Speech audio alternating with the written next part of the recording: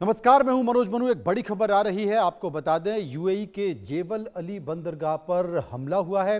Dubai के पास एक missile गिरी है, दुबई के पास हूतियों की मिसाइल गिरी है। शारजाह में भी मिसाइल का अलर्ट जारी किया गया है। आपको बता दें कि जो हॉर्मुज की खाड़ी है उसमें यूएई तेल टैंकर पर हमला हुआ है। इस बात की जानकारी आ रही है हॉर्मुज से गुजर रहे यूएई तेल टैंकर को निशाना भी बनाया गया है।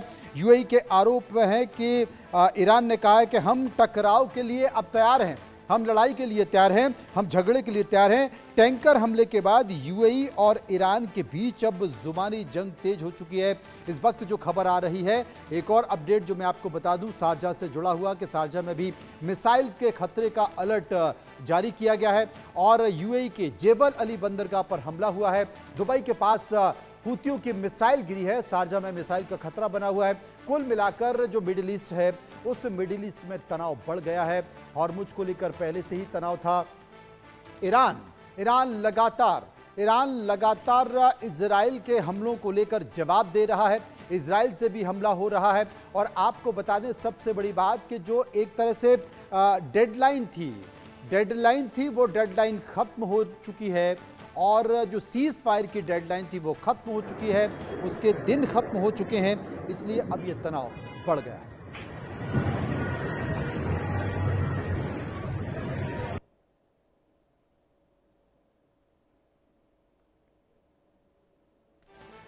तो जैसा कि आप तस्वीरें देख सकते हैं, ये तस्वीरें उसी हमले की बताई जा रही हैं और इस हमले के कारण अब मिडिल ईस्ट में तनाव और ज़्यादा बढ़ गया है। सबसे बड़ी बात है कि जो सीज़ फायर की जो समय सीमा तय की गई थी वो समय सीमा सीज़ फायर की ख़त्म हो चुकी है और अमेरिका को लेकर जिस तरीके से बातें की जा रही थी, अमेरिका ने भी कोई बीच का रास्ता नहीं निकाला। अमित इस वक्त हमारे साथ मौजूद हैं। अमित, ये कह सकते हैं कि मिडिल ईस्ट में अब तनाव और बढ़ जाएगा? जो सीज़ फायर उसकी जो मियाद थी वो पहले ही खत्म हो चुकी है। अब जिस तरीके से यूएई में हमला किया गया है और ईरान ने जो सख्त संदेश दे दिया है उसमें जुबानी जंग हो गई है।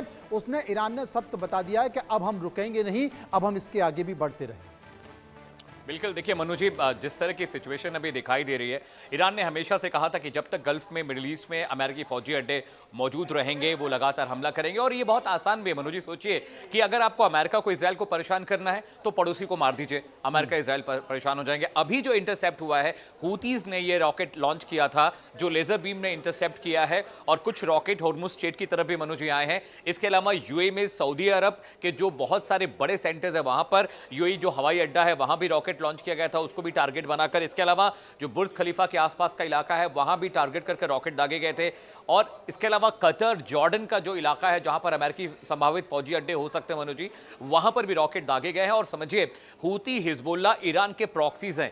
ईरान दुनिया को यह दिखाना चाहता है कि वो जंग नहीं चाहता, वो शांति चाहता है, लेकिन बैकडोर से, पिछले दरवाजे से वो हूती, हिजबुल्लाह को हथियार देता है, रॉकेट देता है, पैसे देता है, उनको हर तरह का इंफ्रास्ट्रक्चर मुहैया कराता है ताकि वो उन देशों पर दबाव बना सके जिनके साथ ईरान के ताल्लुकात अच्छे नहीं हैं। मैं आपको दो बातें बताता हूं। पहली बात यह कि हूतीज की जो पोजीशन है मनु जी, वहां से इजराइल पर अटैक करना बहुत आसान है, वहां से मिडिल ईस्ट में अटैक करना बहुत आसान है। और यह सब कुछ स्ट्रैटेजी के तहत हो रहा है क्योंकि डोनाल्ड ट्रंप ने एक बयान दिया कि हॉर्मुज स्ट्रेट पर अब उनका कब्जा है, हॉर्मुज स्ट्रेट अब उनका इलाका है। उन्होंने कुछ घंटों पहले एक मैप जारी किया था जिसमें उन्होंने हॉर्मुज स्ट्रेट को अपना खुद का इलाका, अपनी खुद की प्रॉपर्टी बताई थी। और दूसरी बात यह भी समझने वाली है मनु जी कि देखिए, जो भी अमेरिका एक तरह से नेगोशिएशन में फेल रहा है, ये फेल्योर रहा है, ईरान के साथ बातचीत फेल अमेरिका की रही हमेशा। और डोनाल्ड ट्रंप एक बिजनेसमैन है, वो जो भी फैसले लेते हैं मनु जी, वो अपने फायदे और नफे नुकसान के लिहाज से लेते हैं। उन्होंने 2 दिन पहले एक बात कही थी कि जो परमाणु हथियारों को लेकर जो शर्त थी ईरान के साथ, वो उसको छोड़ देते हैं। वो सिर्फ ये चाहते हैं कि ईरान के साथ सीज फायर हो जाए, शांति हो जाए, लेकिन इसके पीछे भी स्ट्रैटेजी है। आप गौर करिए, पिछले 15 दिन में इजराइल ने एक भी हमला ना तो ईरान पर किया है, ना तो हूती हिजबुल्लाह पर किया है, ना यमन पर किया है। ये स्ट्रैटेजी का हिस्सा है। मुझे जो खबर मिले, जो मेरे इंटेल जो सोर्सेज हैं मनु जी, उसके मुताबिक इजराइल, अमेरिका मिलकर ईरान पे एक बहुत हैवी ज्वाइंट रिटेलिएशन करने वाले हैं। वो बहुत जल्द होगा। और अभी इवैक्यूएशन की प्रोसेस चल रही थी जिस वक्त ये रॉकेट दागे गए हैं। ये रॉकेट ईरान से दागे नहीं गए, ये रॉकेट यमन के बॉर्डर और वेस्ट बैंक से दागे गए हैं, जो हूतीज, हिजबुल्लाह है, जो प्रॉक्सी हैं ईरान के। लेकिन ये बहुत खतरा है क्योंकि ईरान के जो मिनिस्ट्री ऑफ डिफेंस ने एक ताकीद की है, एक एडवाइजरी जारी की है, सभी को कहा है कि घरों में रहिए, आप पब्लिक प्लेसेस पर मत जाइए। और ये जो इंटरसेप्टर है, ये लेजर बीम ने इन रॉकेट्स को मनुजी इंटरसेप्ट किया है। ये वही लेजर बीम है, एंटी एयर डिफेंस सिस्टम,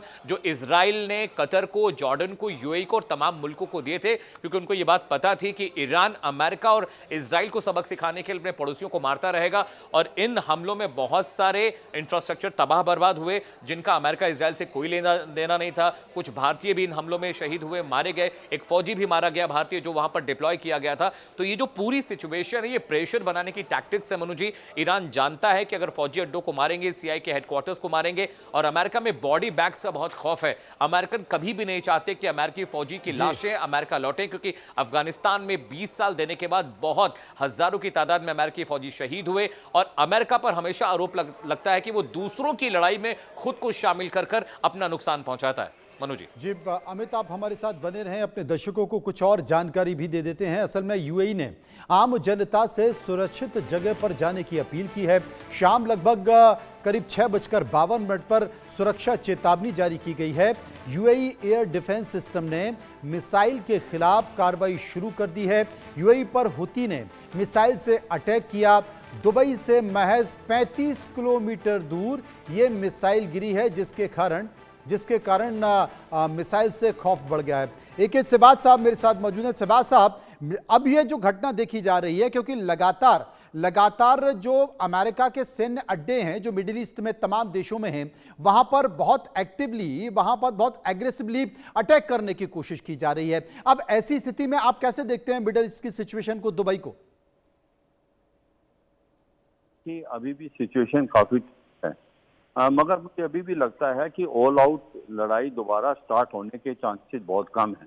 जो ये होती रेबल हैं, आपको समझना चाहिए कि ये यमन में हैं और अभी ये सक्रिय हो रखे हैं। इन्होंने बाब अल मंदेब को बंद कर दिया रेड सी में, और अभी सऊदी के अगेंस्ट इन्होंने काफी मिसाइल अटैक की थे।